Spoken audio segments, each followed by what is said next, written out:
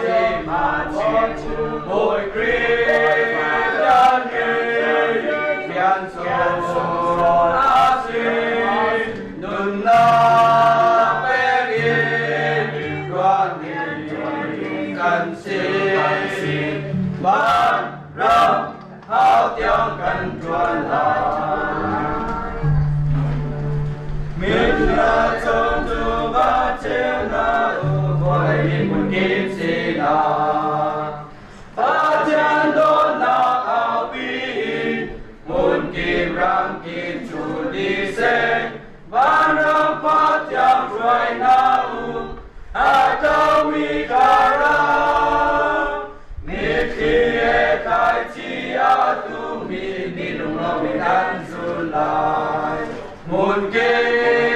ta lên không cả chi mà chỉ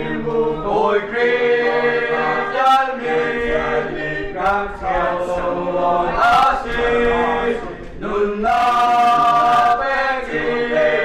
quan niệm chuẩn bị cần xin ban rộng pháp tiếng cần chuan lại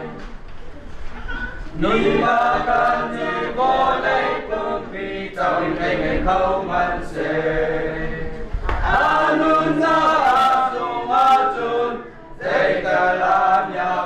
hà mô nhà ma nun mang thâu nu dây đi run cầu lo suy ngôn cho và nông ta quân là khả thăng hoa một kia ta lên không trả chi mà chim bồi Christ nhân viên biến sông lối á xin nun na bé chi con niệm chuẩn bị cần xin ban rộng pháp tiếng cần chuan lại vô đây qua ra khi va ca lu ca thong rắc ya va chi bu ôi Giêsu Christ yang mang gan ê dù liên chuan tình can si ôi Christ rau quy bia si tu thốc trang he ni a lia mi cha ni a tu ôi ba ni na chi si